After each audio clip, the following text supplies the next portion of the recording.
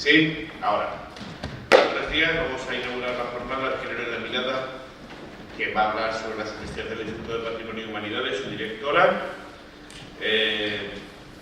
Concha Lomba, nos acompaña, al igual que la consejera. Maru, muchas gracias por estar aquí. Tenemos que salir luego volando hacia el siguiente acto.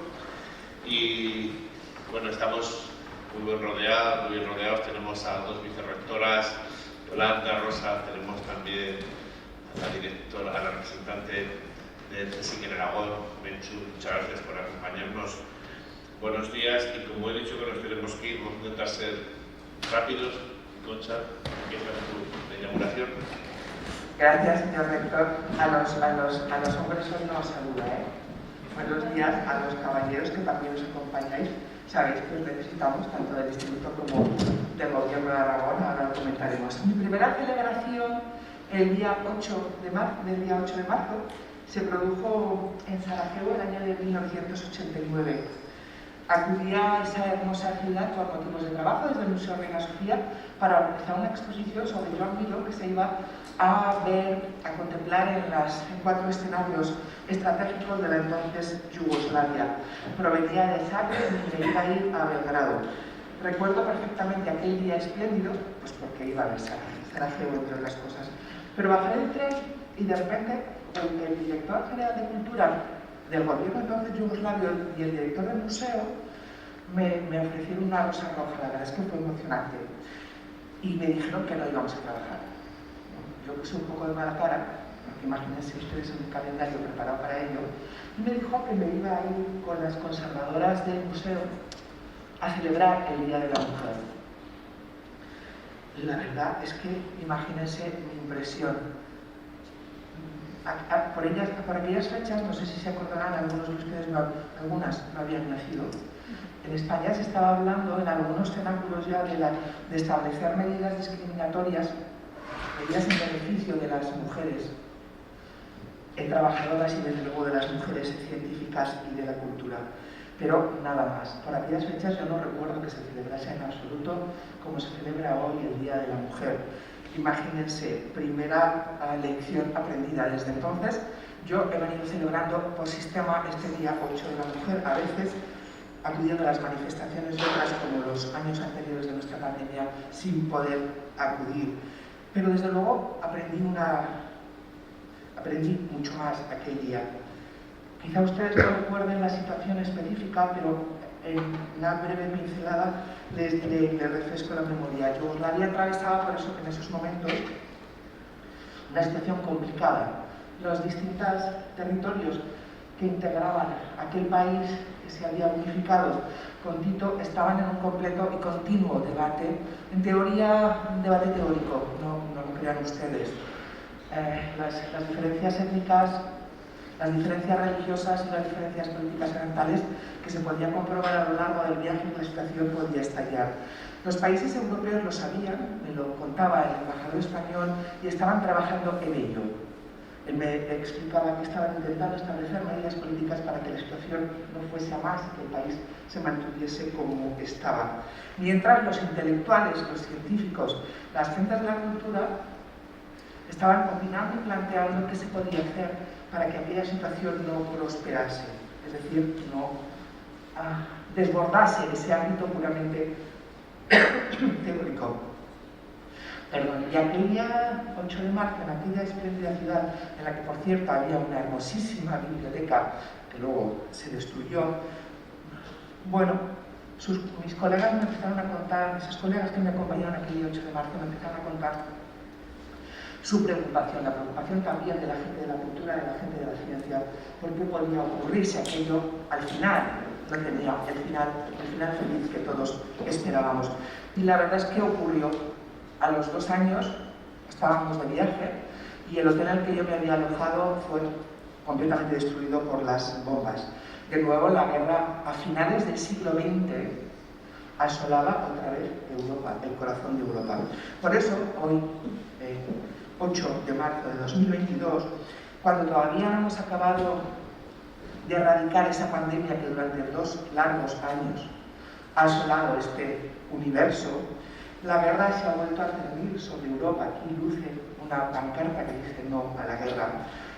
Rusia ha invadido, sabemos todos, Ucrania, y al parecer hay demasiada gente, demasiados responsables políticos, no los que tenemos aquí, que no han aprendido nada ni de la pandemia ni de la historia. Nosotros cuando decimos que servimos para algo, los investigadores servimos para algo. Por eso en este año, y volvemos a nuestra celebración, más que nunca hay que celebrar este día 8 de marzo y exigir entre todos, entre las mujeres y los hombres y las mujeres, esa igualdad de género que se viene reivindicando desde hace tanto tiempo. La no discriminación por razón de sexo, que se acaben con las muertes por violencia de género, se llama así, el nombre es ese, no otro. Que se acabe con esa brecha y esa desigualdad salarial. Y desde luego además que todo eso ocurra en libertad, se produzca en paz. Y que ninguna mujer, como las que estudia Inés Escudero, en esas representaciones de los años 30, deban sostener más hijos muertos por la guerra, deban huir de su país o deban empuñar un arma, no queremos, no nos gustan. Y para que todos podamos disfrutar en paz, los hombres y las mujeres, y para que podamos seguir acudiendo a los museos, a los auditorios y a las bibliotecas que ya se están destrozando, pues nuevamente debemos celebrar este día. El instituto, que me imaginaba que esta guerra iba a suceder, ya había preparado su celebración, y desde que nacimos, hace muy pocos años, no llevamos más que 2 y medio largos, hemos querido estar con todos ustedes y sobre todo celebrar aquello que nos es más importante, la investigación que se realiza tanto en el ámbito universitario como en el ámbito del CSIC, es decir, las científicas, y cómo va produciéndose la evolución de esa situación en nuestro contexto. Por eso decidimos que este año volveríamos a elegir un tema en el que se debatiesen aspectos que son prioritarios y son importantes para la investigación, y pensamos que el explicar las tesis doctorales que se hacen en materia de género a cargo de nuestros brillantes contratados postdoctorales y los proyectos de investigación obtenidos en convocatorias competitivas que se desarrollan en el seno del Instituto era una de las cuestiones que nos parecía más importante para darlas a conocer a la sociedad y también a la institución, a las instituciones que nos patrocinan. Se han organizado 3 mesas. En la primera, las responsables de proyectos de investigación aludirán al desarrollo de esos trabajos, y aquí veo a las representantes, ahora las citaré, entre ellas Lucía Pérez, que no sé por dónde está. Ajá. Desde el río Ebro, sentada por ahí abajo, Ángeles Vicente, María Ángeles Naval, que espera su cátedra en 2000, un día, y yo misma. Nuestras predoctorales serán las protagonistas de la segunda mesa y aludirán y hablarán de sus motivos de tesis. Veo a Inés, pero veo a Blanca Torralba, veo a nuestras nuevas mujeres que enriquecen la literatura y la historia contemporánea. A todas ellas mi más completo agradecimiento, no solamente por estar aquí hoy, que también hay que dejar constancia presencial, sino también por el trabajo que estáis realizando. Eso es lo que nos llevará a saber o discernir muchos aspectos históricos, literarios, artísticos, arquitectónicos. No nos olvidamos en absoluto, Lucía. Y a todas ellas decía mi más sincero agradecimiento, pero también a quienes me acompañan en esta mesa o a los que yo acompaño en esta mesa. Se trata de José Antonio Mayoral, el rector de esta universidad. Saben que es un químico, estupendo por otra parte, y María Eugenia Díaz, la consejera, nuestra consejera, es de los nuestros, consejera de Ciencia, siempre lo tengo que leer, Universidad y Sociedad del Conocimiento del Gobierno de Aragón. Ambos, además, nos acompañaron ya el año pasado en esa celebración que hicimos online, y este año disfrutamos de su presencia. Ambos, decía, son personas comprometidas, lo explicaba el año pasado, no solamente con la ciencia, sino con la cuestión de género, y nos lo vienen demostrando. Para mí es un honor no solamente que estéis aquí, sino teneros como responsables políticos y académicos. Son las máximas instituciones que existen en el territorio aragonés al respecto, y a mí me gustaría destacar que hoy inauguran los actos del día 8 de la mujer con nosotros, con el Instituto. Mi reconocimiento también al resto de las autoridades. La verdad es que hoy tenemos como una especie de pleno. A la vicerrectora de Política Científica, Rosa Bolea, las voy a citar a todas, rector, ya verás qué rápido voy. Yolanda Polo, vicerrectora de Cultura y de Proyección Social. Francisco Beltrán, vicerrector de Internacionalización y Cooperación, que además también es miembro del Instituto. A Enrique Navarro, director general de Investigación. Gracias, Enrique, de verdad. Sé los días que teníais hoy. María Jesús Lázaro, la responsable del CSIC en Aragón. Ambos, estas dos últimas personas comprometidas también con el progreso de la mujer en la ciencia de una manera que solamente algunas personas sabemos cómo lo hacen. Carmen Varas, gracias por estar aquí. Sin ella no sabríamos qué hacer en el servicio de investigación de esta universidad. Y a todas las mujeres y hombres que nos habéis acompañado, miembros del Consejo de Dirección, Carmen Bayot, nuestra querida Carmen Marta, que va a moderar una de las mesas, Eliseo Serrano, Mariola Fuente. Hay un montón de gente a los que me gustaría saludar personalmente, pero ya no lo voy a hacer. Gracias por estar aquí todos vosotros y creo que con actos como este se demostrará que la ciencia y que las mujeres somos tan capaces como los hombres, porque no nos vamos a comparar. Gracias.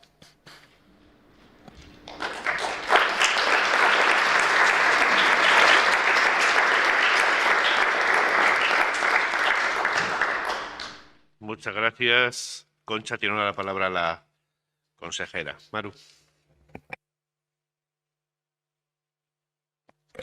Perfecto. Gracias, buenos días a todos y todas. La verdad que es un lujo empezar un 8 de marzo así, empezarlo en la universidad y además para mí especialmente como filósofa, pues empezarlo en el instituto, la verdad que es un pequeño placer en medio de esta mañana. Esta mañana cuando pensaba que contaros, la verdad que es difícil y agradezco que Concha hayas empezado con el tema de la guerra porque llevamos días donde es difícil hablar de cualquier cosa sin que apelemos directamente a lo que está pasando. Pero yo pensaba que últimamente, sobre todo desde el Día de la niña y la mujer en la ciencia, yo hablo mucho del feminismo en términos cuantitativos. Cuántas mujeres hay en los grupos de investigación, cuántas mujeres lideran los grupos de investigación, cuántas mujeres estudian carreras STEAM, cuántas mujeres son catedráticas y al final parece que el feminismo es una cuestión de cifras. Y creo que no es justo, porque sí que es un problema de cifras, sí que buscamos una igualdad cuantitativa a la hora de afrontar la vida en general en todos los espacios de nuestra existencia, pero el feminismo tiene una parte cualitativa que no podemos olvidar. Y por eso me gusta tanto el título de esta jornada, El género en la mirada, porque apela a ese tipo de feminismo cualitativo, el que nos habla de que a veces no es solo cuestión de números, sino también de cómo uno enfrenta la investigación, de cómo uno mira la realidad. Hoy en día, en el que el feminismo es bastante cuestionado, en el que las cuestiones de género son bastante cuestionadas, los números son tozudos y ahí no se pueden disputar. Pero sí que se disputa y se cuestiona esto de que la mirada no es neutral. Hay gente que considera que sí que miramos de forma neutral el mundo y no es cierto. Y aquellos que hemos investigado sabemos que no miramos el mundo de forma neutral, que la perspectiva desde la que uno escribe, desde la que uno investiga, desde la que uno explora, condiciona aquello que va a producir y que, por desgracia, en Europa hemos producido mayoritariamente textos antropocéntricos y eurocéntricos. Y es fundamental hacer una revisión de la mirada, ponernos esas gafas moradas, que uno cuando se las pone luego le cuesta mucho quitarse, para volver a releer nuestra historia de forma más justa y también para producir a futuro desde una perspectiva posicionada. Por lo tanto, creo que es valioso el título que se le pone a esta jornada, creo que es valioso el trabajo que hacéis por poner el género en la mirada, por condicionar desde esa posición la forma en la que investigamos y espero que algún día, cuando hablemos de cifras de mujeres en la investigación, consigamos esa igualdad, pero también cuando hablemos de la producción de lo que se investiga, seamos capaces de tener producciones que sean justas con la diferencia de género, que sean justas con el papel de las mujeres en la historia y justas con la producción real que las mujeres han hecho a nuestra historia. Así que, sin más, agradecer de verdad la invitación. Para mí es un lujo acompañaros esta mañana y me apena tenerme que marchar, pero hoy es un día lleno de actos y reivindicativos, así que espero que disfrutéis de esta jornada, que además de reivindicación sea también de celebración de lo que representamos todas nosotras. Así que muchas gracias.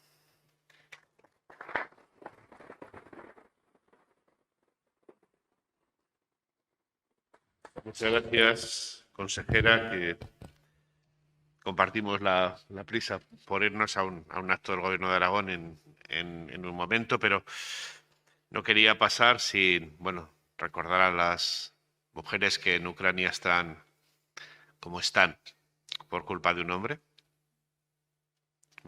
por llamarle de alguna manera. Y también Lola Sarto y Cristina Marco, que te has olvidado de ellas. Fíjense que aquí hay una mujer que es consejera, una mujer que representa las ciencias puras, que representa a CSIC en Aragón, una mujer que representa las ciencias biomédicas, que es vicerrectora, una mujer que representa las ciencias sociales, que es vicerrectora, una mujer que representa las humanidades, que dirige este instituto, y una mujer, Lucía, que representa quizá el punto donde peor estamos mujeres, que es en las áreas tecnológicas. Lucía representa la arquitectura. Y esos son números, donde estamos mejor y donde estamos peor de liderazgo femenino. Por eso yo creo que jornadas que revisen un poco nuestra historia, cómo nos ha ido, dónde están las mujeres, y que vean desde una perspectiva de futuro con las jóvenes doctorandas a dónde queremos ir, son esenciales en el día de hoy. Yo hoy, para no fallar a mi tradición, quería rendir homenaje a algunas mujeres desconocidas. Rosetta Tarpe, que tocaba rock and roll antes de que Elvis Presley casi naciera. Una mujer que cogió una guitarra eléctrica para hacer blues y gospel. Wanda Jackson, que fue número 1 en Japón hablando de Hiroshima y Nagasaki cuando todo el mundo miraba solamente a Elvis, esta mujer que era la Elvis femenina. Susie 4, que encabezó un grupo de hombres, luego lo hicieron Chrissy Hynde, lo hizo Charlene Spiteri, pero fue la primera que encabezó un grupo. Doro Pesch, la primera cantante de heavy.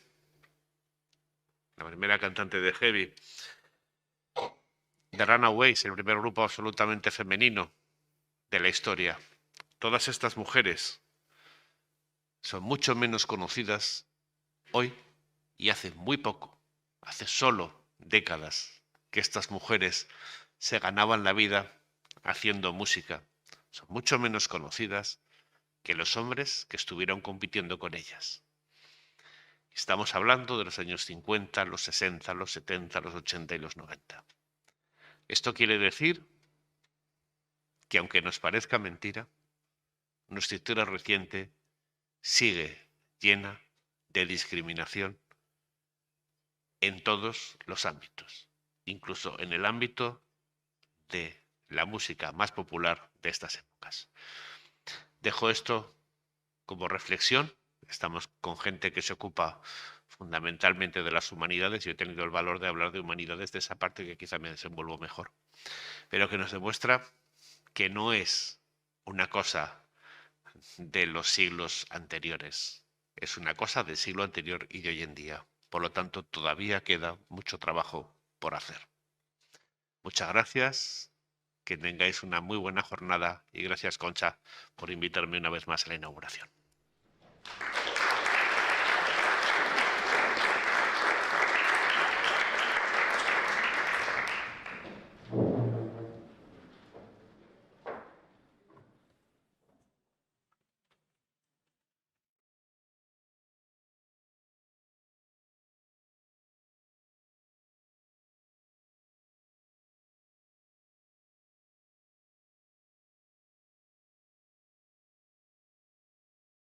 Muy buenos días a todas y a todos aquellos que nos acompañáis en la celebración de este Día Internacional de la Mujer. En primer lugar, quiero agradecer a nuestra directora del Instituto de Patrimonio y Humanidades la invitación para que también la comunicación esté presente en esta mesa redonda, fruto de la moderación de esta mesa.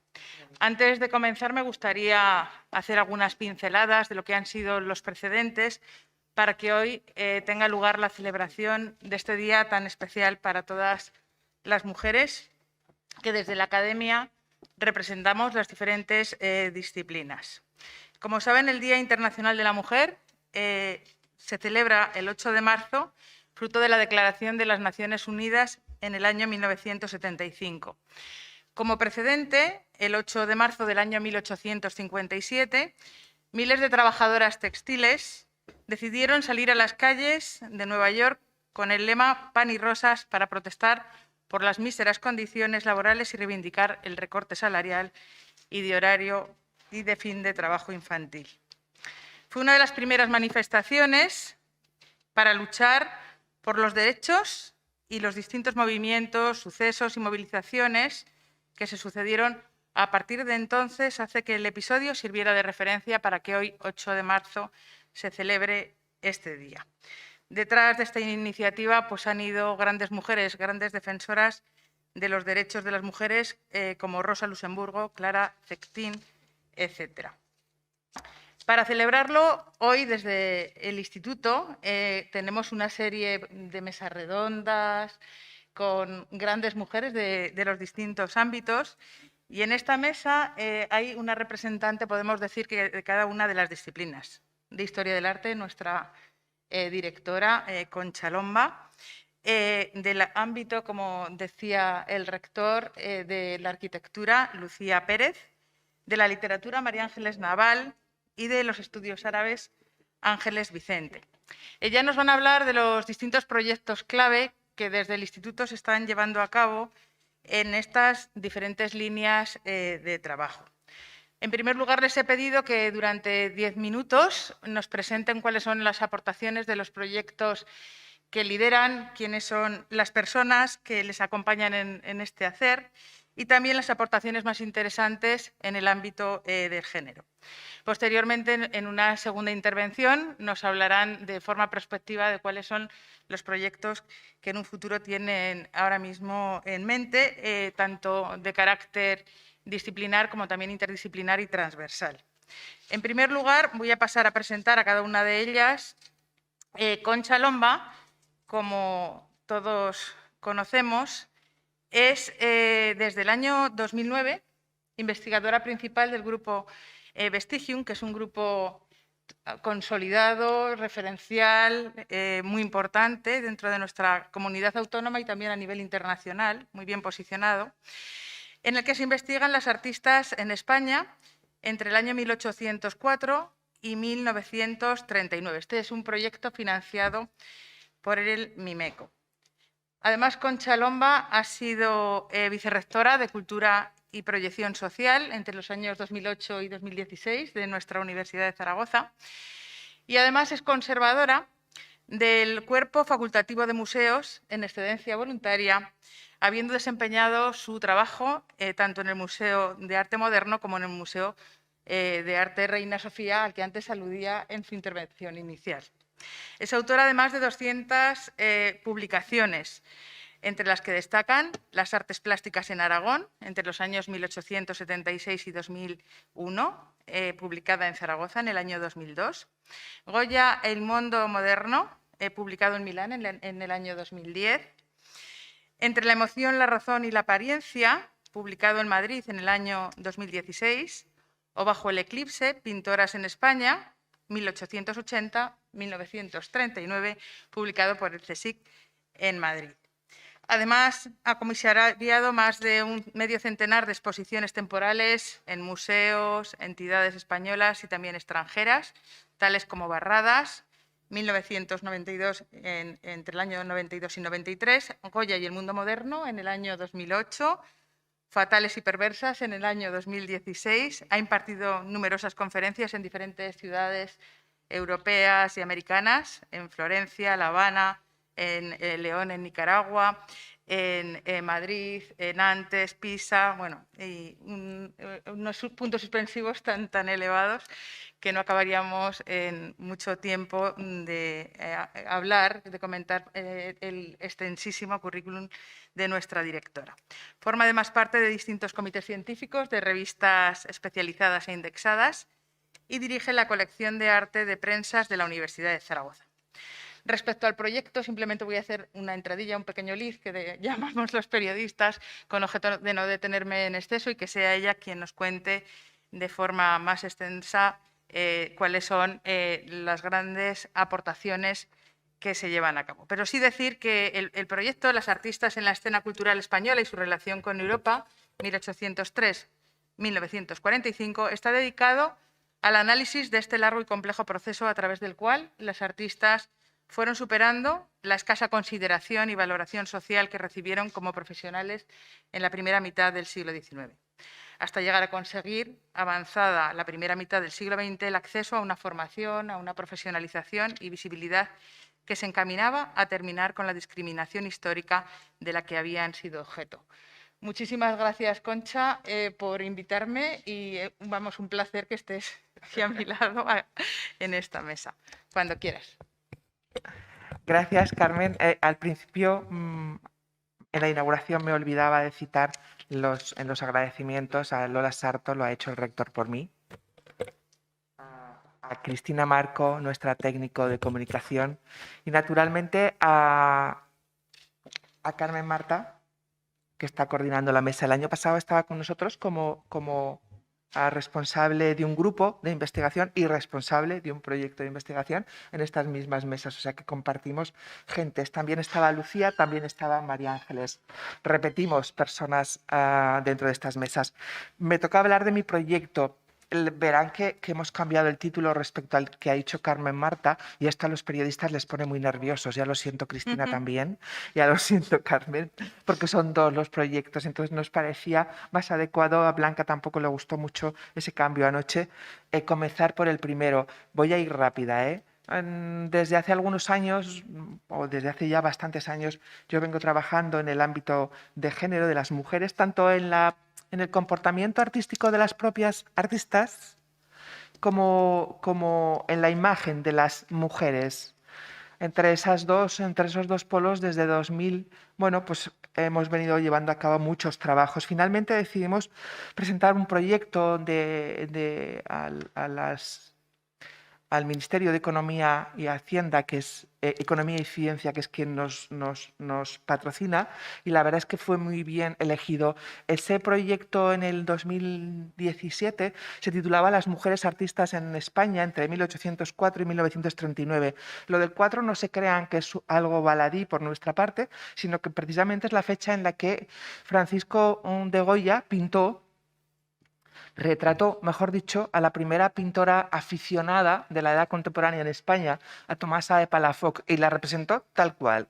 Es decir, una gran aristócrata que además sentía afición por la pintura. Estaba retratando a su marido, no sé si se acordarán.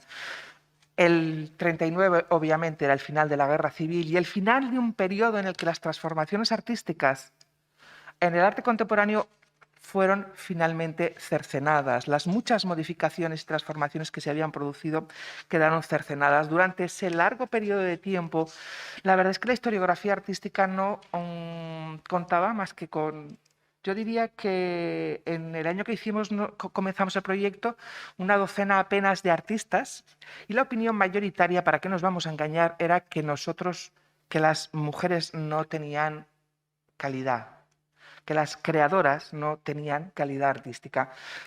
Nos planteamos una investigación para, primero, posibilitar un marco teórico en el que la historia del arte pudiera transformarse y modificarse, sobre todo incluyese a ese amplio espectro de mujeres creadoras, tanto de pintoras como escultoras, como dibujantes, como fotógrafas, que trabajaban durante ese largo periodo de tiempo, casi 150 años, y acabar con ese discurso que nos han contado y que nosotros seguimos contando, por cierto, en las universidades a través de las diferentes asignaturas que impartimos.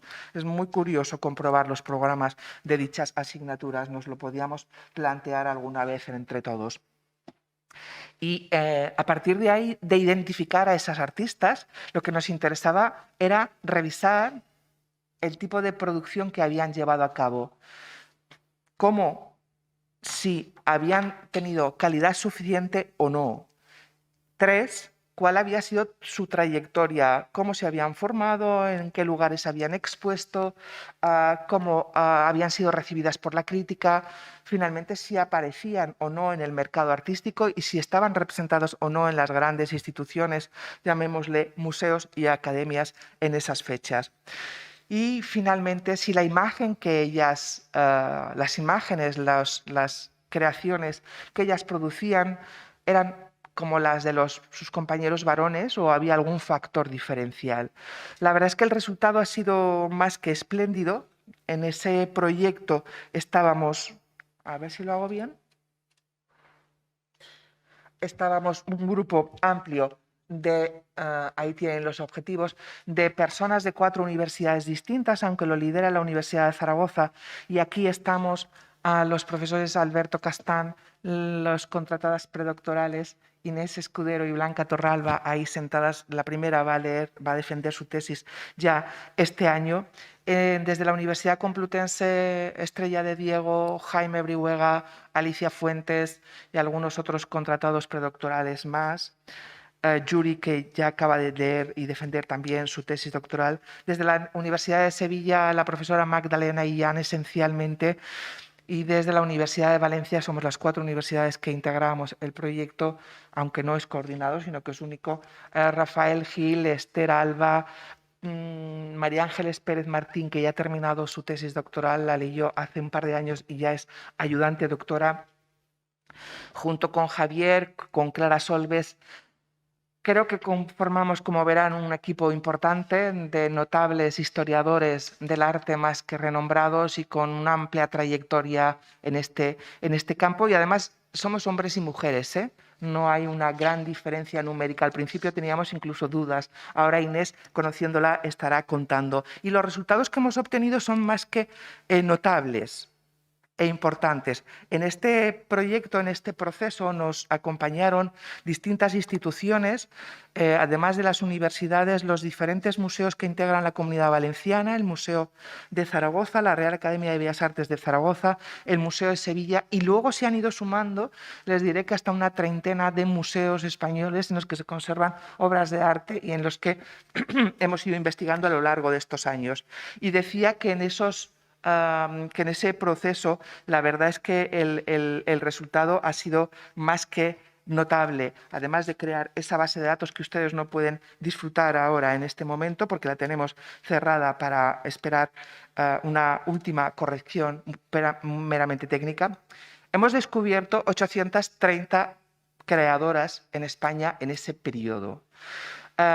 Hemos documentado con obras de calidad más que notable, desde luego equiparable a las de sus compañeros varones de la época, 230, 240, ya me voy perdiendo con los números, ya sé que los números no importan, pero sí son definitivos, y de ellos yo me atrevería a asegurar que por lo menos hay medio centenar que deberían figurar por fuerza en la historia universal del arte. Lo que hemos comprobado es que sí tienen calidad artística, lo decía antes, sí hemos comprobado que los obstáculos a los que debieron someterse para llegar a la posición que ocuparon hasta a lo largo del siglo XIX y en los años 30 fueron muchos más de los que nosotros suponíamos, muy parecidos a las de las literatas, por cierto, muy parecidos a las de las músicas, muy parecidos, pero mucho más complicados y mucho más complejos de los que suponíamos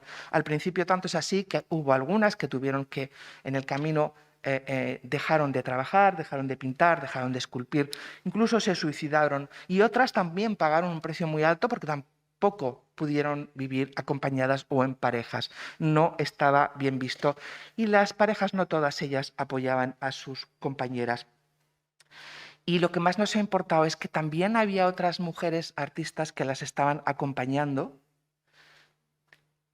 También había otras mujeres que se preocupaban de esa formación, de esa producción, de ese coleccionismo y que constituyen un elenco que todavía debemos estudiar y que a todas ellas, a nuestras artistas españolas, les sucedía lo mismo, exactamente lo mismo, tenían los mismos problemas que sus homónimas o que sus colegas europeas. Daba igual que vivieran en París, en ese París grande de las vanguardias, que vivieran en Italia, que vivieran en centro de Europa o que vivieran en Norteamérica, que de hecho todas ellas se trasladaban en estas fechas a nuestro país. De manera que los resultados que hemos obtenido son más que sobresalientes desde nuestro punto de vista. Estamos contentos.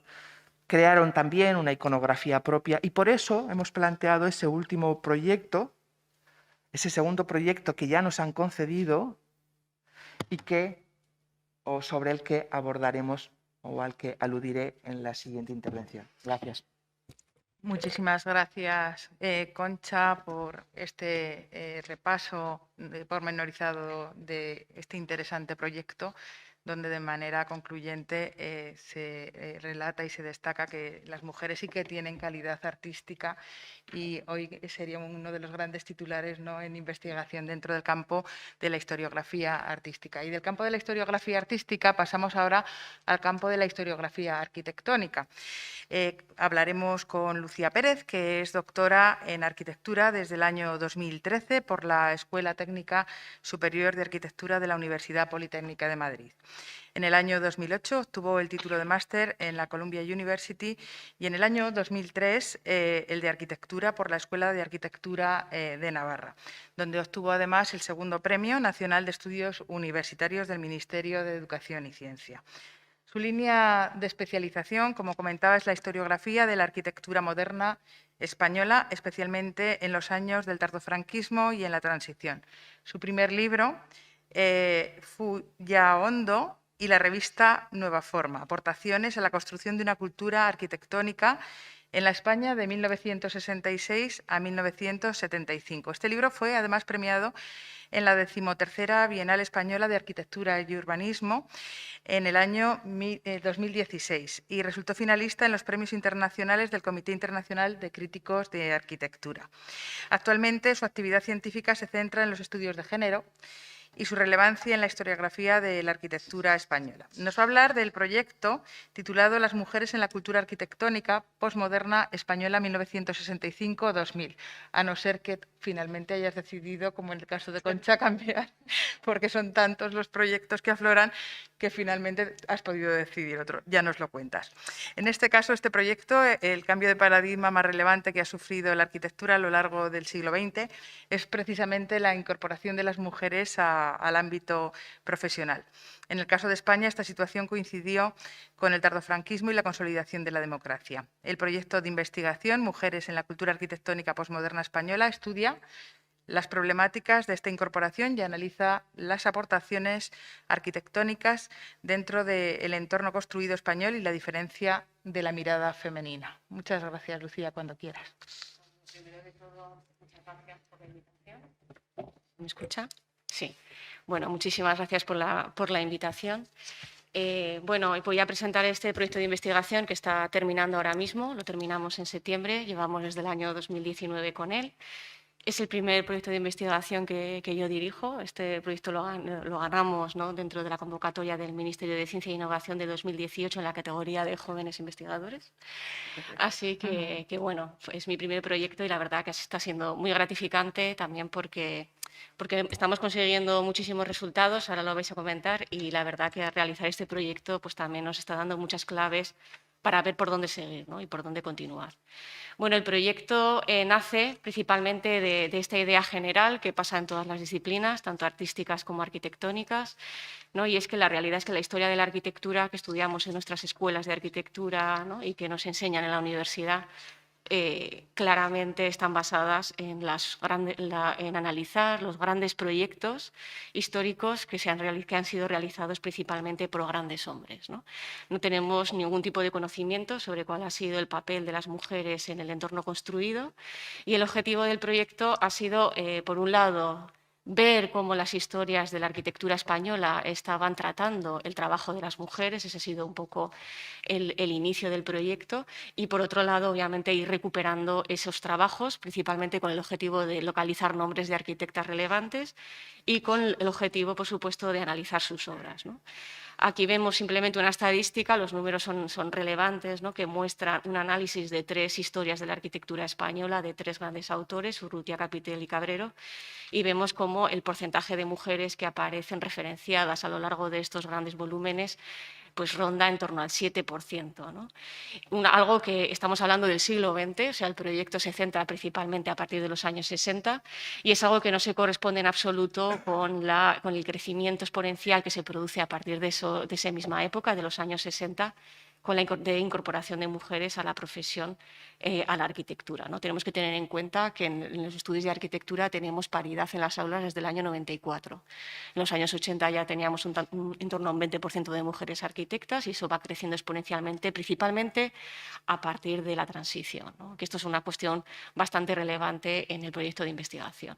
Pero es bastante paradójico, bueno, o paradójico, también podríamos que es algo que nos esperábamos, ¿no? Que al final prácticamente todas las mujeres que aparecen referenciadas como arquitectas relevantes, ¿no? Cuyas obras son objetos de estudio, siempre son mujeres de arquitectos, ¿no? El trabajo de las mujeres arquitectas que trabajan solas o que lideran estudios de arquitectura en solitario o con colegas también mujeres está completamente invisibilizado en las historias de la arquitectura, con lo cual nos planteamos, vemos claramente que tenemos una manera de narrar claramente patriarcal y que la manera en que las mujeres se han incorporado a la profesión es siempre a través del matrimonio y eso es algo que incluso yo cuando era estudiante ya me llamaba mucho la atención, ¿no? Que todas aquellas arquitectas que conocía siempre eran mujeres ¿no? Parecía que si no te ibas a casar con un arquitecto en un futuro no ibas a poder tener trabajo, ¿no?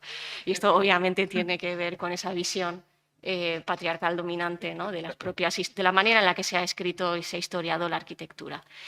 Cuando yo me planteé este proyecto de investigación, lo primero que hice, como cualquier historiador, ¿no? Cualquier investigador, es ver qué se ha escrito ya sobre esto, ¿no? En el ámbito internacional, desde los años 70 y principalmente a partir del año 2000, se han escrito muchas historias de la arquitectura en diferentes países, ¿no? Tenemos historias que recuperan el trabajo de mujeres en el ámbito anglosajón principalmente, las escuelas... Las historias anglosajonas han sido las que han dominado este discurso, tanto en Estados Unidos, en Canadá, en Australia, pero a partir del año 2008 vemos cómo van apareciendo libros, ¿no? De países concretos que empiezan a recuperar el trabajo de mujeres, ¿no? En el caso de España lo que tenemos es que la que conocemos como arquitectura moderna, que más o menos se data entre el año 1925 y el año 1965, en España lo que tenemos son únicamente pioneras, ¿no? Tenemos arquitectas, Matilde Ucelay, que es la primera arquitecta española, consiguió su título en el año 1936, después con la Guerra Civil y la posguerra el número de arquitectas fue muy bajo, hasta prácticamente el año 65 teníamos algunas pequeñas decenas de arquitectas. La primera arquitecta que se tituló en Barcelona lo hizo en el año 66, con lo cual en esa época apenas tenemos mujeres, ¿no?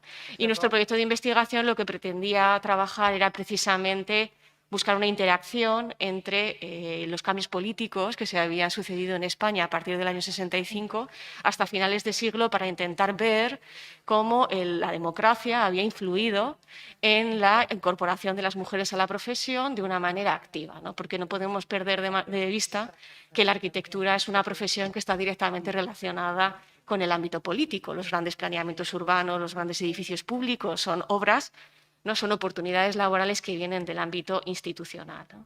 Sobre pioneras en España se ha escrito algo, tenemos algunas monografías sobre Matilde Ucelay, tenemos pequeños artículos sobre primeras arquitectas gallegas y catalanas, pero sobre lo que ha sucedido posteriormente, lo que denominamos como arquitectura posmoderna, el periodo posmoderno, pues apenas había literatura. El objetivo del trabajo ha sido esto, establecer un conocimiento situado con las especificidades propias del panorama español, porque esto es algo bastante importante. España tiene unos ritmos políticos, ¿no? Temporales muy distintos al resto de Europa y no podemos traernos el discurso anglosajón y contarlo como si fuera español porque no lo es. Y también tenemos que ser capaces de dar a conocer el discurso español con las especificidades propias de nuestro país, ¿no? Porque somos europeos, pero la historia española no tiene nada que ver y mucho menos desde una perspectiva de género, ¿no? Que otros países anglosajones o centroeuropeos, ¿no? Entonces era muy importante recuperar todos estos hitos políticos que habían de alguna manera buscado esa igualdad entre hombres y mujeres, ya que la transición es un periodo fundamental. También como había cambiado la educación en España, tenemos que tener en cuenta que hasta el año 65 o hasta el año más o menos 60 teníamos solo 2 escuelas de arquitectura, solamente las personas privilegiadas podían estudiar arquitectura y todo el proceso de democratización de la educación ha sido fundamental para que mujeres de todo el país puedan tener acceso a los estudios de arquitectura si lo desean. Entonces es algo completamente relevante entender que el periodo de la democracia va de la mano, ¿no? de libertad de decisión de las arquitectas.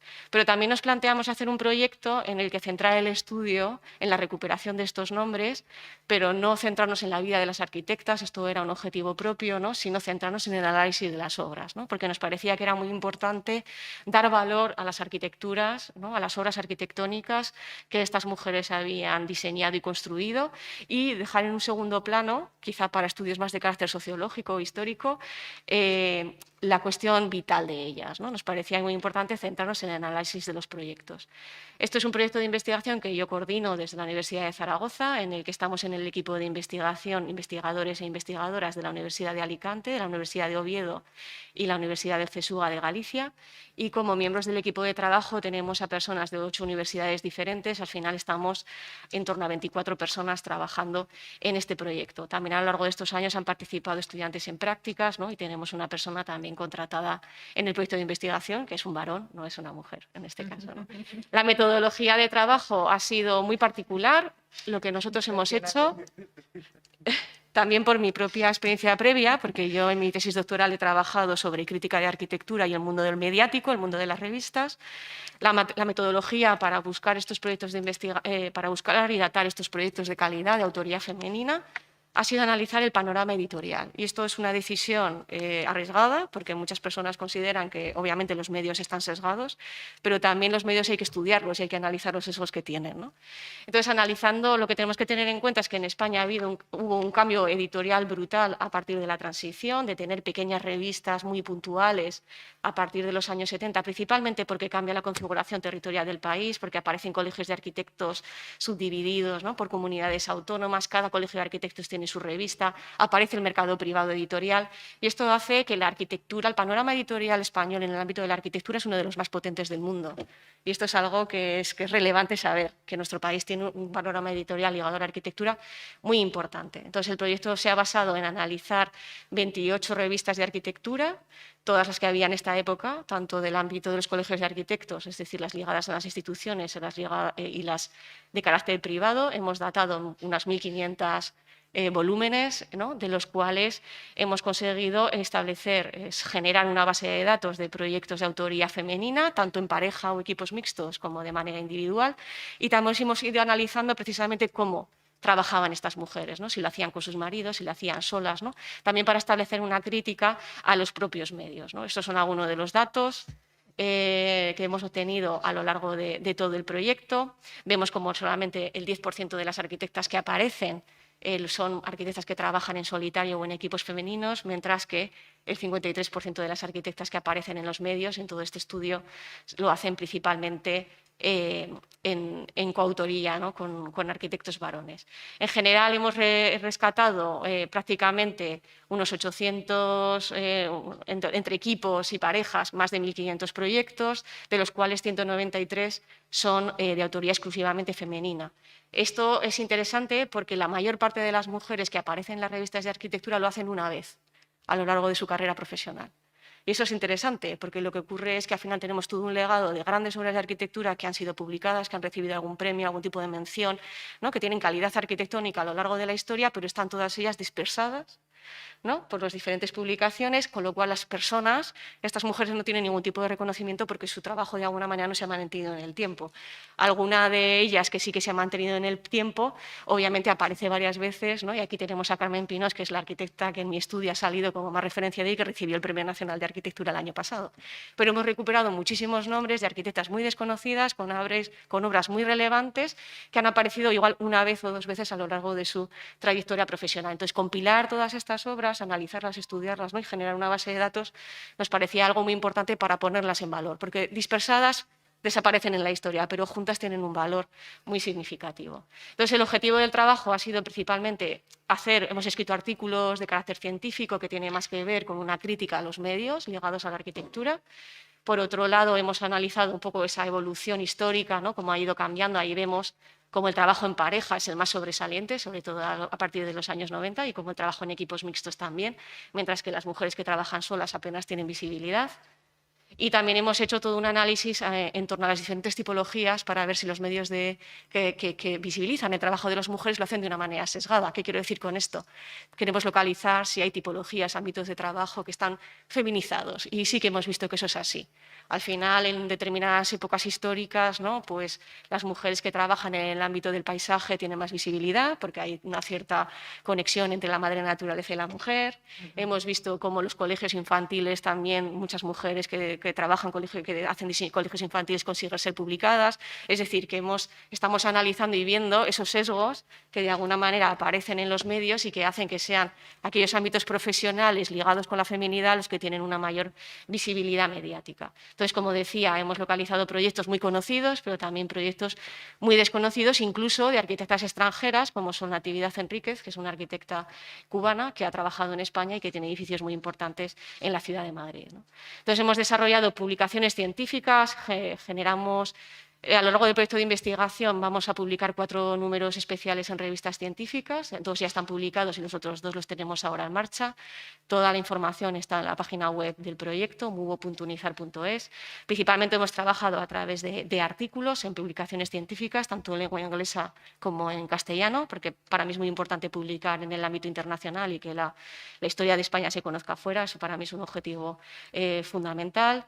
Y también estamos generando herramientas más pensadas para las nuevas generaciones, ¿no?, ligadas a la docencia, para conseguir que todo este trabajo quede volcado en una web abierta y que las nuevas generaciones ya no tengan que volver a hacerlo, es decir, que esta base de datos sea completamente pública.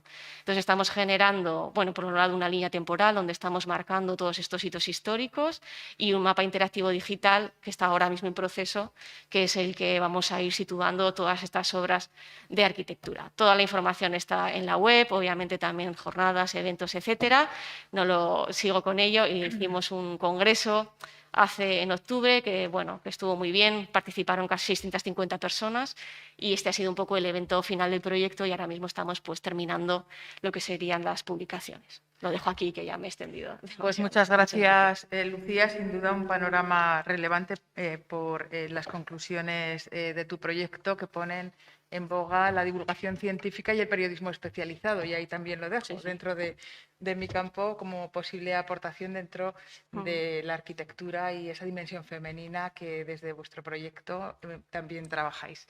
A continuación vamos a pasar a presentar a María Ángeles Naval, que es profesora titular de Literatura Española dentro de la Facultad de Filosofía y Letras. Ahora vamos a Filosofía y Letras, dejamos Arquitectura. Es además responsable del grupo de referencia Transficción y del proyecto Mimeco, la literatura de la transición democrática española y las narrativas transicionales europeas.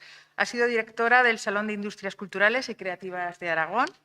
Ha dirigido el máster propio de Gestión de Políticas y Proyectos Culturales de nuestra universidad y también ha sido directora de la revista Poesía en el campus.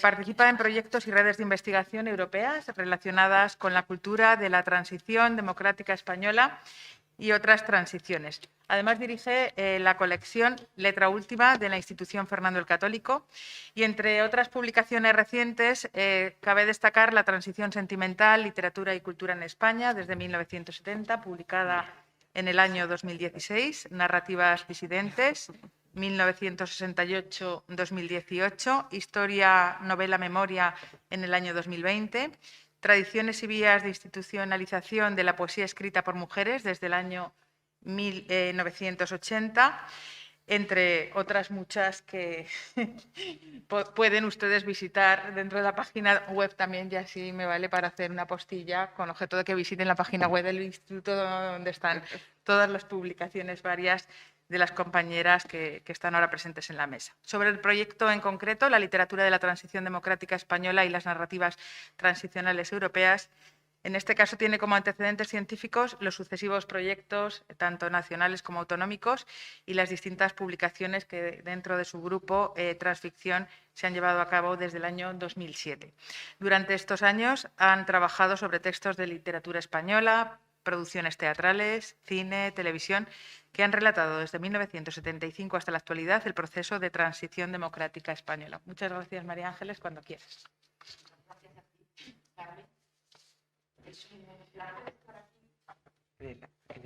El micro. En el lateral. En el lateral. Que luego, bueno. Ya. Decía que es un placer estar aquí. Creo que es muy importante esta forma de representarnos institucionalmente y hay que agradecer muchísimo al trabajo de Concha Lomba al frente del IPH por otorgarnos este marco y otorgarnos el marco inaugural que nos ha otorgado, porque creo que es muy importante que seamos conscientes de que avanzamos seriamente, muy seriamente, y que avanzamos sin pausa.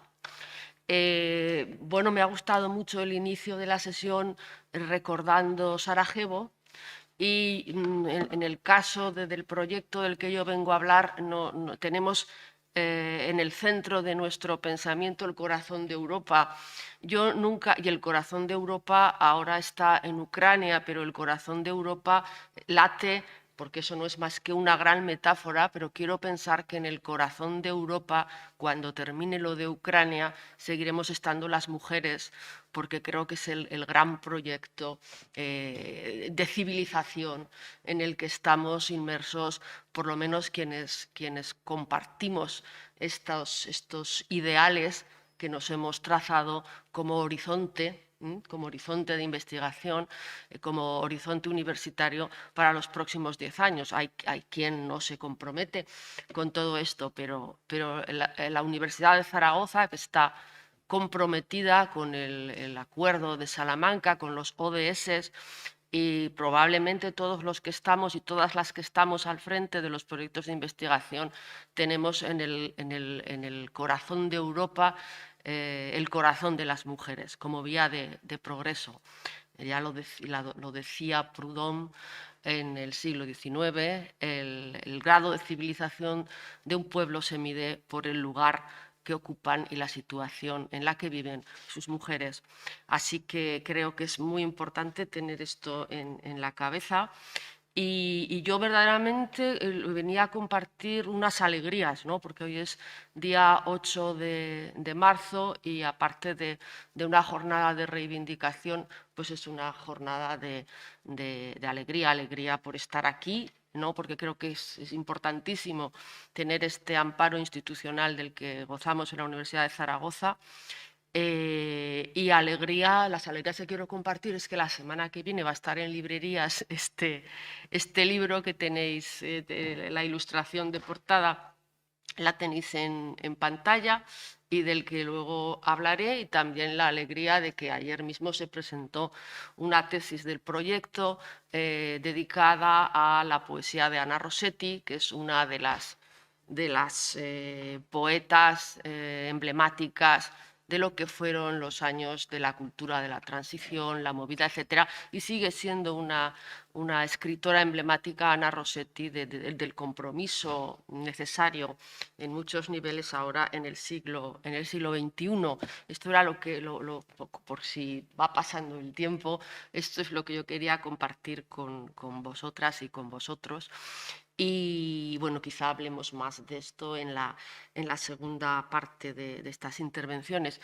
Decía que no me imaginaba yo cuando decidimos darle al horizonte de nuestros proyectos de investigación, el horizonte transnacional, y desplazarnos de la transición, del estudio sobre las producciones culturales de la transición española y luego sobre la transición española, decidimos darle un marco transnacional. No imaginé que esto iba a tener la trascendencia que tiene, porque hemos empezado a incorporar investigadores de Centro Europa a nuestro proyecto y también del sur de Europa, es decir, de los países en los que ha habido transiciones. Y las espadas están en alto. El debate ideológico en torno a los procesos de transición política es uno de los grandes debates, quizá junto con la cuestión del feminismo, que probablemente van parejas estas cuestiones, y yo no me imaginaba en la que nos hemos metido. Porque, claro, yo me planto en Praga en 2017 con algunos contactos que conocía, organizo una reunión con traductores de literatura española, hispanoamericana, sobre todo al checo y viceversa, ¿no? Pero sobre todo traductores que traducen al checo literatura española, hispanoamericana, con profesores de la Universidad Karlova, se acercan profesores de otras universidades, pero es que en ese lapso de tiempo ha habido un movimiento de carácter ideológico y tenemos fuertes debates ideológicos, pero cuando digo fuertes es que parece realmente la transición. Y por ejemplo, tenemos también equipo polaco, hay personas que están vinculadas con directamente una persona, pero esa persona a su vez tiene equipo en Polonia, y hay enfrentamientos entre los investigadores de los países del este que son de carácter ideológico, y el núcleo central precisamente es hasta qué punto está asimilada o no asimilada la transición democrática. El telón de acero es un espejo, es una obra como un espejo que invierte el posicionamiento ideológico de los que tenemos al otro lado del telón de acero en lo que se refiere a izquierdas y derechas. Y luego hay enfrentamientos dentro de los propios territorios de carácter ideológico, como decía, ¿cuál es el compromiso con Europa, con las minorías, con las mujeres, y cuál es el compromiso ideológico de progreso con la sociedad que hemos construido en Europa, y con esta sociedad que ahora vemos amenazada en el suelo de Ucrania, ¿no? Yo no creí que íbamos a hacer una cosa mucho más tranquila, pero realmente en el momento en que hemos querido cruzar esta línea de lo nacional a lo transnacional, porque nos parecía muy relevante capitanear, si se puede decir así, desde España una revisión de cuáles eran los discursos transicionales, a partir sobre todo en un primer momento de la narrativa. Los discursos transicionales en Europa nos parecía interesante por, digamos, el calado, el éxito, etcétera, de la transición española, la importancia de la literatura, pero nos hemos encontrado con que la cuestión de la lectura y la interpretación de la transición, de las transiciones, ocupa un lugar central en los debates contemporáneos. En España ya lo sabemos, porque el debate de la transición implica hoy en día la revisión de cómo se superó o no se superó la guerra civil, pero en los países del este la aceptación de su vinculación con Europa significa avanzar en algunos puntos en los que en Hungría, en Polonia e incluso en República Checa no se está dispuestos a avanzar. Y eso está sobre el tapete, y está sobre el tapete de Ucrania en este momento. Bien, nosotros somos un equipo de investigación que a día de hoy venimos encadenando 5 proyectos de investigación competitivos desde el año 2004. Los 2 primeros fueron dirigidos, estuvo al frente, fue IP José Luis Calvo Carilla. Los 2 siguientes los dirigió Carmen Peñardiz, y yo soy la responsable en este momento de este proyecto con un horizonte transnacional. Hemos hecho diferentes publicaciones. En principio nos centramos en lo que fue la transición española, exclusivamente cultura en esos años de la transición, centrándonos en la relación de la literatura con los medios de comunicación de masas, y en particular con la televisión. Eso fue bastante interesante, es un libro agotadísimo porque firmamos un convenio con Televisión Española cuando no estaba digitalizado todo el material y podíamos ir a ver aquello que era, en fin, como hablar con la esfinge, entrar en los archivos de Televisión Española y que te dejaran ver. A pesar de que firmamos al más alto nivel, no conseguimos que no nos cobraran cuando les pedíamos algún vídeo, ¿vale? Pero bueno, nos dejaban ir y estábamos allí y nos invitaban a comer y todo, cuando, en fin. Y ese libro sobre la literatura y televisión en la transición. Y después ya abrimos el marco interpretativo y de análisis a los discursos que se han generado sobre la transición. Y esto nos ha llevado hasta la actualidad. De los dos proyectos, del tercer y cuarto proyecto del Mineco, aparte de publicaciones que algunas ha mencionado Carmen, hay una base de datos que está abierta. Está ya colgada en el Cervantes, seguimos trabajando en ella porque como nos ocupamos, hemos abierto hasta la actualidad, pues ayer mismo ya nos estamos coordinando para seguir alimentando esa base que está en la Biblioteca Virtual Cervantes. Si ponéis transición Cervantes, aparece la base de datos Transliteme, que recoge documentos de novelas, documentos televisivos de ficción y de no ficción y películas que tratan la transición.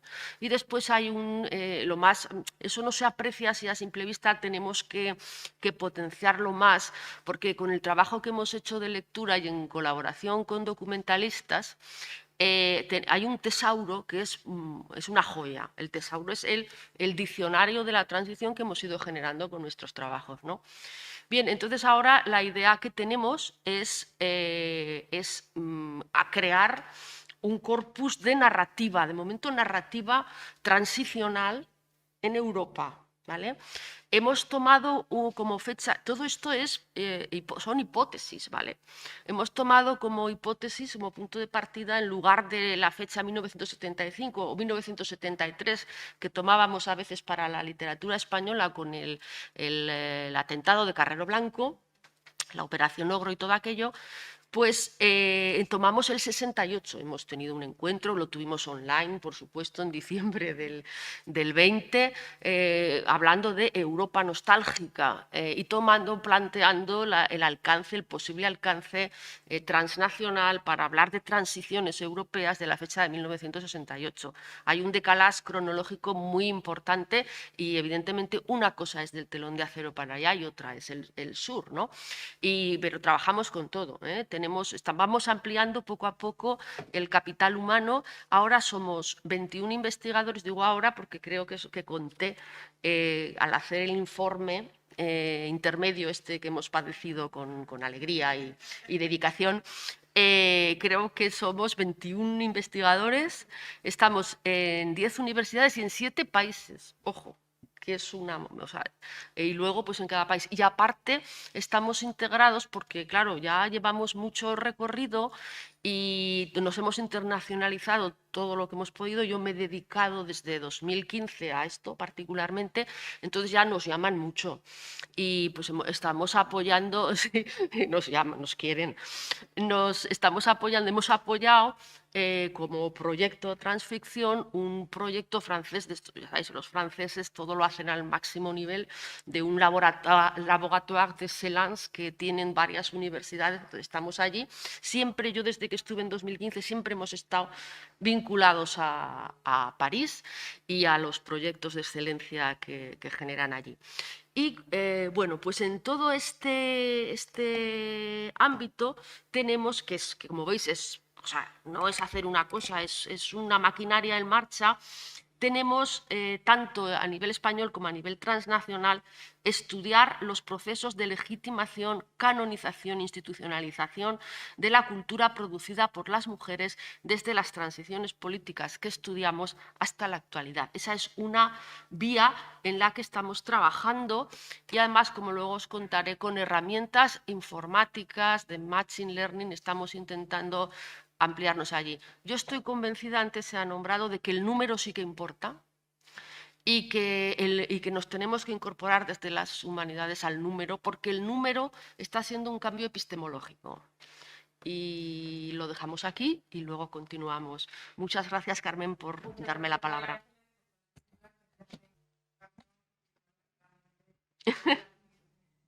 Luego te doy el desde las titular. humanidades al número. Interesante aportación y muchas gracias también por ese refrendo de 5 proyectos competitivos con una dilatada trayectoria, 21 investigadores, bueno, y es nada, ¿no? Y además por el carácter internacional del grupo, que también es muchísimo más costoso que llevarlo única y exclusivamente a un entorno de ámbito autonómico. Paso ahora a presentar a Ángeles Vicente. Es doctora en estudios árabes e islámicos por la Universidad de Barcelona, investigadora postdoctoral en el INALCO en París e investigadora contratada del programa Ramón y Cajal en nuestra universidad, en la Universidad de Zaragoza. Ha sido además profesora visitante en el INALCO en París y en la Universidad degli Studi di Catania, en Italia.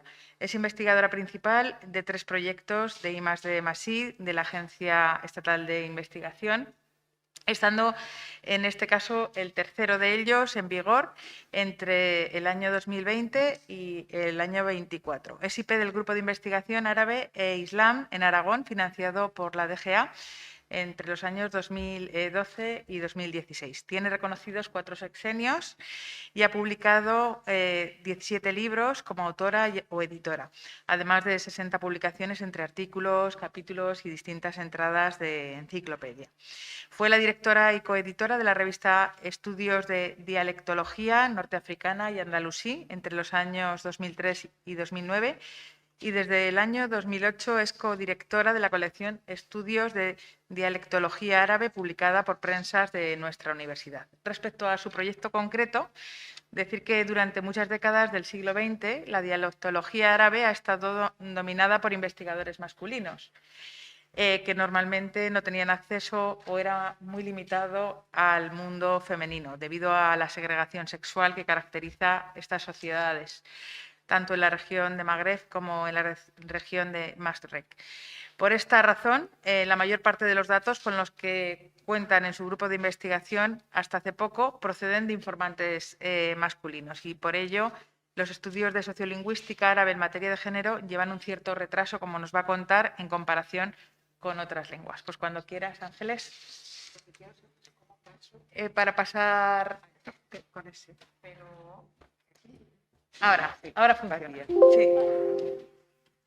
Bueno, pues, apago aquí. Lo tienes encendido. Sí. Buenos días. Muchísimas gracias por la presentación y muchísimas gracias al Instituto por esta iniciativa y por invitarnos a participar en ella. Bueno, yo quería decir que en el área de estudios árabes e islámicos de esta universidad es un área muy pequeñita en la que somos, normalmente hemos estado entre 3 y 4 personas y ahora es la primera vez desde su historia que somos 5 personas. Y bueno, pues somos pocos, pero muy activos y muy prolíficos. Hemos tenido durante 21 años consecutivos proyectos de investigación. Hemos tenido 7 proyectos de investigación de I+D. Los 4 primeros fueron dirigidos por nuestro querido maestro fallecido en 2020, Federico Corriente, y los 3 siguientes los dirigí yo. Bueno, los 2 anteriores y este que es el que está en vigor. Bueno, los 4 proyectos que dirigió Federico Corriente estaban más enfocados hacia el mundo de la dialectología y sobre todo el árabe andalusí. Y bueno, pues me imagino que la mayoría de vosotros conocéis sus grandes aportaciones al estudio del dialecto andalusí, que bueno, pues es el mayor arabista que ha habido en España y más conocido internacionalmente. Pero cuando cogí yo las riendas del grupo y empecé yo a pedir proyectos de investigación, pues me empecé a inclinar más por el mundo contemporáneo y por la sociolingüística. Bueno, entonces ahora el proyecto de investigación que dirijo, tenéis el nombre en la diapositiva y, bueno, si alguno no sabe lo que es el Masrek, es la palabra árabe para decir Oriente Medio. O sea, como veis, bueno, pues se trata de hacer una comparación entre el Magreb y el Masrek, entre estas 2 zonas diferentes del mundo arabófono. Bueno, pues ¿Cómo nos planteamos pedir este proyecto de investigación? Según la teoría de Labov, que es uno de los padres de la sociolingüística, en una situación de variación lingüística, es decir, cuando hay dos variedades en competencia, las mujeres suelen ser más sensibles a las formas prestigiosas, de la lengua, y también siguen con más asiduidad la norma estándar. Esto digamos que es una manera de compensar su inseguridad social y una manera de conseguir una cierta revalorización. Mientras que los hombres, normalmente ya empoderados socialmente, podrían no tener que seguir estas normas estándar o formas más prestigiosas de una manera tan frecuente como las mujeres. Igualmente, cuando hay un cambio sociolingüístico, un cambio lingüístico en proceso, es decir, cuando estas dos formas en competencias ya una empieza a sustituir a la otra y hay una forma nueva y otra que está en claro retroceso, normalmente se ha demostrado que son las mujeres las que suelen utilizar la forma nueva con más frecuencia y, por lo tanto, son más innovadoras y son las artífices del cambio lingüístico. Esto, como digo, se ha demostrado por Labov en sociedades anglófonas, se ha demostrado por Bourdieu en sociedades francófonas, pero ¿qué pasa en el mundo árabe? En el mundo árabe, como acaba de decir Carmen Marta, pues no sé si es Carmen o Carmen Marta. Es mi apellido. Ah, vale, pues Carmen, perdón. Bueno, pues esto en el mundo árabe lo que pasaba es que tenemos un cierto desconocimiento de los datos porque ¿cuál era el perfil del dialectólogo que iba a recoger datos a las sociedades árabes en el siglo XX? Bueno, pues ese perfil era un hombre extranjero, normalmente además en cada región asociado al colonialismo. En el Magreb, hombres franceses; en Oriente Medio, hombres ingleses, ¿no?, por el colonialismo francés y británico. Bueno, pues ya sabéis que estas sociedades se caracterizan por una segregación sexual bastante fuerte, no en todos los sitios es igual, depende de las zonas, en el mundo rural es más intenso que en el mundo urbano, pero la segregación sexual está ahí y esos hombres que iban a grabar, a hacer entrevistas, no tenían acceso al mundo femenino directamente porque bueno, pues ni son hombres de la familia ni se les permite bueno, pues acceder al mundo femenino para poder conseguir datos vivos, datos lingüísticos. A lo mejor os estáis preguntando, bueno, ¿y por qué no lo grababan los propios hombres árabes? Que ellos, bueno, pues tendrían acceso a sus madres, a sus abuelas. Bueno, pues eso tiene que ver con la diglosia que hay en el mundo árabe, que es esta situación sociolingüística en la que conviven dos lenguas a la vez. Una es la variedad escrita, que es el árabe clásico, la lengua del Corán, y la otra es la variedad hablada, que es bueno, la lengua de comunicación de todos los días.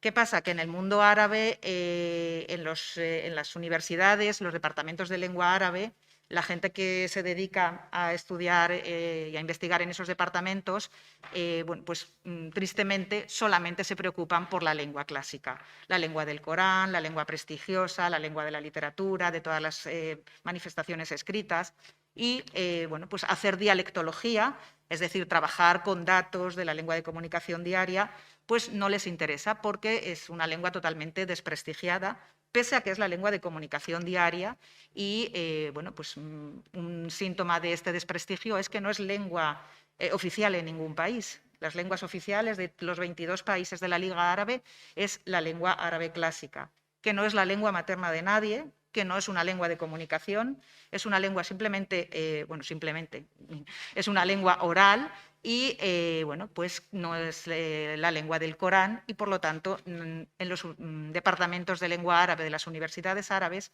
no se trabaja sobre ello. Por eso no hay, bueno, las cosas están empezando a cambiar ahora y ahora ya parece que sí que empieza a manifestarse un interés, pero durante todo el siglo XX y bastante parte del siglo XXI no había dialectólogos hombres del mundo árabe ni mujeres. ¿Vale? Entonces, ¿qué ha pasado? Pues que, como os decía, el perfil del dialectólogo que ha ido a recoger datos era hombre y extranjero.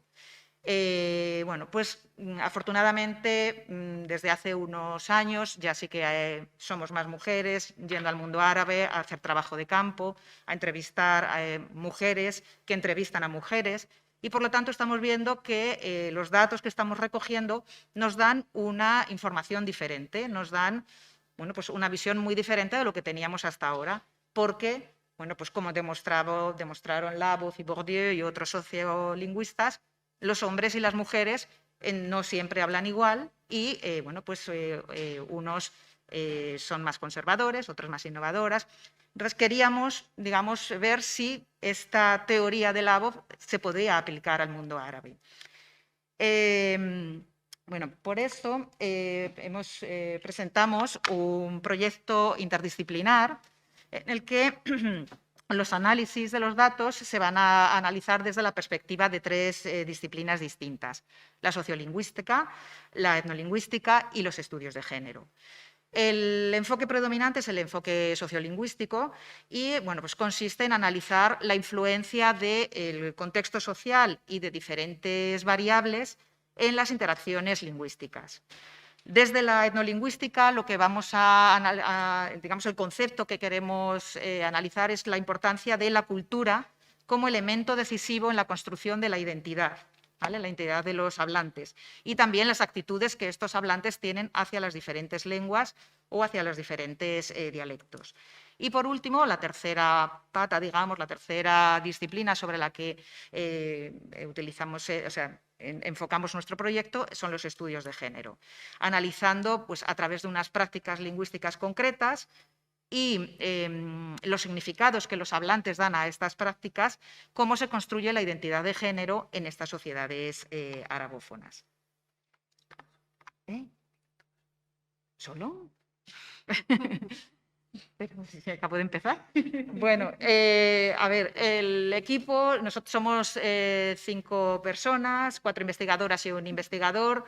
Estamos en 3 instituciones diferentes, como podéis ver, la Universidad de Zaragoza, la Universidad Complutense de Madrid y el INALCO de París.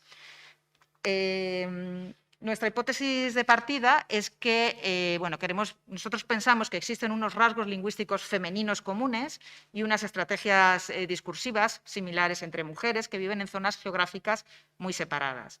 Y aunque se trate de un grupo muy heterogéneo, claramente no estamos pensando que todas las mujeres desde Marruecos hasta Irak son iguales y se pueden meter en el mismo saco, con diferencias atribuibles a factores como puede ser la edad, las diferencias de hábitat, las diferencias de estatus, las diferencias de nivel de instrucción y hay que tener en cuenta también la diferencia de religión, porque aunque el gran número de personas son de religión musulmana, tenemos que contar también con mujeres cristianas en Líbano, en Siria y en Egipto, ¿vale? Entonces, nuestra hipótesis de partida es que estas mujeres, debido a que comparten un mismo sistema cultural, que es la cultura árabe, ya vivan en Marruecos o vivan en Irak o vivan en Siria, tienen una serie de elementos comunes que manifiestan a la hora de comunicarse y que, por supuesto, las distingue de los hombres.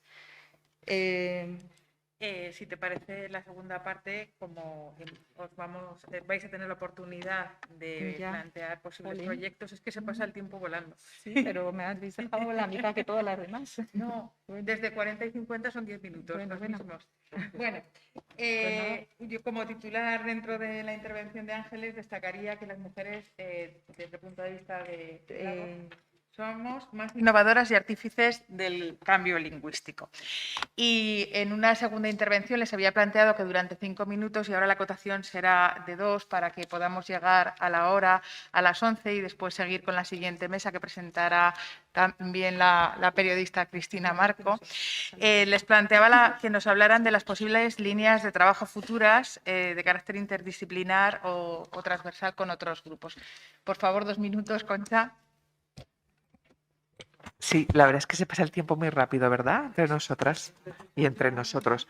La propuesta, la última imagen que tenían en pantalla las mujeres en la escena artística española y en su relación con Europa es el proyecto que nosotros ya hemos empezado desde el año pasado, y eso nos ha permitido, como supondrán, ampliar el radio de acción al panorama europeo, con gentes trabajando ya en Francia, con gentes trabajando en Italia y sobre todo a otros sectores, a otros actores protagonistas también de la misma cultura artística o la institución arte, si se prefiere, que igualmente compartimos con ámbitos literarios y ahora ya con ámbitos arquitectónicos. Entendemos porque también hemos ampliado el radio de acción cronológica. Ahora finalizaremos al concluir la Segunda Guerra Mundial, que creemos que es otro punto de inflexión importante en el desarrollo y en la transformación de las manifestaciones artísticas. Todo ello nos va a permitir incorporar, decía, a personalidades distintas como coleccionistas, como mecenas, como galeristas, es decir, ese otro entramado, y también patrocinadoras. Es un término distinto porque implica distintas connotaciones, otro tejido que está directamente relacionado con el mundo de la creación y sin el cual en la actualidad, que es el periodo al que tenderemos a llegar, sería imposible ese discurrir de las trayectorias, y eso brevísimamente nos ha permitido ya desde hace algún tiempo establecer relaciones ahora más formales o de una manera más habitual con otros grupos y proyectos de investigación que están trabajando. Desde Andalucía hay un potencial y sobre todo recurren a reuniones frecuentes entre todos los grupos y los proyectos de investigación que estamos trabajando en esta materia, incluyendo siempre a la literatura. La verdad es que la arquitectura es algo que tenemos pendiente y lo plantearemos, y con las novedades más actuales de otros proyectos de investigación que se refieren al ámbito de los 80 y de la propia actualidad. Con lo cual, el marco cronológico al que tenderemos a cubrir está ya más que cubierto, y el ámbito europeo también. Gracias. Muchas gracias, Concha, por ajustarte a los 2 minutos exactos. Lucía, cuando quieras. A ver, yo después de la investigación que yo he llevado a cabo, hay como 3 líneas de trabajo que yo veo claras, ¿no? Y que espero poder acometer en los próximos años. La primera tiene que ver con el mundo mediático de la arquitectura a nivel europeo. O sea, uno de mis objetivos es intentar conseguir un proyecto europeo donde poder corroborar si esto que está sucediendo en España y estos sesgos también sucede en los grandes países ¿no? que lideran el ámbito editorial, que son Italia, Alemania, Reino Unido y España. Esos son los 4 grandes países europeos. Entonces, hacer un análisis ¿no? mucho más global, ¿no? para ver si realmente estos egos existen, es un objetivo, sin perder de vista que desde el año 2010 el mundo editorial ha pasado al mundo digital. Y el papel ha quedado en un segundo plano, ¿no? Y el mundo mediático ligado a la arquitectura está muy ligado con las redes sociales y con los medios y las revistas digitales. Y nuestra impresión es que se están manteniendo estos sesgos, y nos parece que esto puede llegar a ser muy problemático, porque tenemos que tener en cuenta que nuestros estudiantes se estudian y se educan con estos medios, ¿no? Y esto es una cuestión muy relevante para nuestros estudiantes. Y también otra cuestión relevante es que muchas veces para acceder a puestos en universidades, una manera de certificar la calidad de tu arquitectura tiene que ver con el número de publicaciones que tienes. Entonces se producen sesgos de muchos tipos y interrelaciones con muchas cuestiones, ¿no? No es casual que apenas haya mujeres arquitectas como profesoras. O sea, el mundo mediático está directamente ligado a esta realidad. Entonces, intentar en este panorama me parece que es algo bastante relevante. Otra línea de trabajo que veo muy clara tiene que ver con analizar de una manera más detallada estos ámbitos laborales que no tienen presencia mediática, ¿no? Y que tienen que ver con arquitectas que trabajan principalmente en el ámbito de la administración pública, haciendo trabajos que no necesariamente se manifiestan en una obra construida, ¿no? Aquí hay un ámbito profesional muy relevante, y en el caso de Aragón es muy patente, que tiene que ver con la rehabilitación del patrimonio histórico. Muchísimas arquitectas se han dedicado a esto y, sin embargo, sus trabajos están muy poco visibilizados, ¿no? El hecho de que no se manifieste en una obra, ¿no? sino que realmente sea un trabajo de gestión, de cuidado, ¿no? de la historia, y que no se manifieste físicamente, pues es un problema, ¿no? Y otro ámbito de trabajo que veo claro tiene que ver con analizar de una manera más detallada espacios arquitectónicos donde las mujeres son muy importantes, ¿no? Y esto, aquí sí que tengo ya una doctoranda trabajando en esta línea. Y con esto, ¿qué quiero decir, no? Por ejemplo, tipologías arquitectónicas que tienen que ver con los cuidados, ¿no? Ahora mismo te hemos ganado una beca predoctoral para hacer un estudio sobre las residencias de ancianos en Aragón, ya que la mayor parte de las mujeres, de las personas que están en estos centros son mujeres, también las trabajadoras son mayoritariamente mujeres, y nos parece muy importante acometer, analizar tipológicamente este tipo de edificios y ver cómo se pueden mejorar, ¿no? Desde una perspectiva de género. Gracias. Pues muchas gracias, Lucía. Pasamos, María Ángeles, la perspectiva de las Sí. líneas que trabajan. ¿Me puedes poner mis fotos de la para que? Bien, pues como os decía, lo que estamos dentro del abundante trabajo que sacamos adelante, hay una línea específica de restituir las prácticas y los discursos artísticos de las mujeres a los discursos de las sociedades democráticas y arrancando de los periodos transicionales. Y este libro que he venido a enseñaros, que es Enciclopedia Secreta, Lecturas en el espejo feminista, este es un prototipo hecho con truco, o sea, intentando que salga bien, porque hemos recogido, vamos, de la prensa las críticas literarias sobre obra narrativa de mujeres, sobre literatura de mujeres y también de crítica cultural, es decir, estos son textos de prensa recogidos y tratados muy primariamente con tablas. Todavía no teníamos una herramienta para poder tratar esto de una manera más sistemática, una herramienta informática. Entonces son textos de prensa de Marta Sanz, hasta diciembre de 2019, sobre crítica cultural y crítica literaria sobre mujeres. Y es la presentación de todo esto articulado no como artículos de prensa, sino como un ensayo que reconstruye el pensamiento literario y el pensamiento feminista de Marta Sanz. Esto forma parte de un proyecto que es el restituir a la historia del pensamiento, empezando por la historia del ensayo, el pensamiento de las mujeres. Y, como digo, esto es un prototipo, metodológicamente es una propuesta, es ir a la prensa, sacar los textos y tenerlos para saber qué pensaron las mujeres en un momento determinado.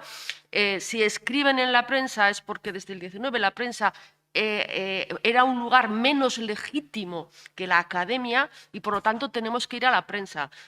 Podemos ir desde el 19, quiero decir, Emilia Pardo Bazán La cuestión palpitante la publica en la prensa, luego la recoge, pero son artículos de prensa. Entonces, la propuesta metodológica es esta y la hipótesis de trabajo, y este es el prototipo donde creo que se demuestra que es una vía adecuada. Claro que con truco, porque Marta Sanz tiene un pensamiento, como todo el mundo sabe, muy sólido y tiene una cabeza que para mí la quisiera, ¿no?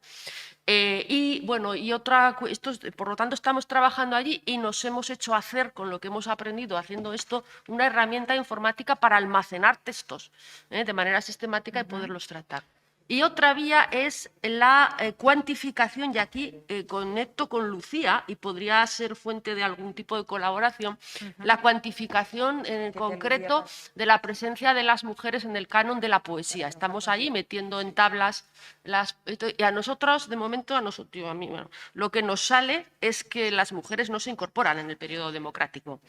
No se incorporan, ni mucho menos las nacidas en los 60, no se incorporan junto con sus compañeros al canon de la poesía, pero esto está con cifras, no he traído esto. Entonces, esto es lo que estamos haciendo y veo vías de colaboración con lo que se ha dicho en esta mesa. Muchas gracias, Carmen. Muchas gracias, María Ángeles. Además, se nota esa sinergia con el campo del audiovisual porque siempre te ajustas a los tiempos de forma magnífica. Ángeles, cuando quieras. Bueno, pues yo veo dos líneas de investigación que se podrían abrir. Una de ellas es revalorizar el papel de las mujeres árabes para ayudar a deshacer prejuicios y verlas desde Occidente con otros ojos y no verlas siempre como las mujeres sometidas que no tienen ningún papel en su sociedad. Y, pues, por ejemplo, se podría analizar el papel de la mujer como transmisora de un rico patrimonio cultural como literatura oral. Y, en segundo lugar, otra línea de investigación se podría abrir trabajando sobre la comunidad musulmana de Ceuta, y bueno, pues analizar esta ciudad como un laboratorio lingüístico de qué está pasando allí, cómo las diferencias de género ayudan a construir la identidad y bueno, pues para luego llevar lo que está construyendo, lo que está ocurriendo en Ceuta, llevarlo a estudiar comunidades musulmanes en la sociedad española. Y para acabar quiero decir una frase que no sabía si decirla al principio o al final. Hemos hablado mucho de las mujeres ucranianas, hemos hablado mucho de la guerra, y quiero decir que hay mujeres en guerra en Siria, hay mujeres en guerra en Yemen, hay mujeres en Afganistán bajo el régimen de los talibanes, y parece que ahora nadie se acuerda de ellas. Y no hay guerras de primera, hay guerras de segunda, refugiados de primera, refugiados de segunda, sino que son mujeres en guerra como las ucranianas. Pues con ese gran titular despedimos esta mesa en esta jornada de reivindicación, en esta jornada de celebración, en la que, como habéis podido ver desde el Instituto de Patrimonio y Humanidades, hay muchísimas posibilidades de trabajar de manera sinérgica con diferentes líneas de trabajo interdisciplinar que van a ir surgiendo, ¿verdad, Concha? Seguro que sí, en próximos meses. A continuación, le paso el relevo a mi compañera, Cristina Marco, que moderará la mesa Tesis Doctorales en Materia de Género. Muchas gracias a todas y todos.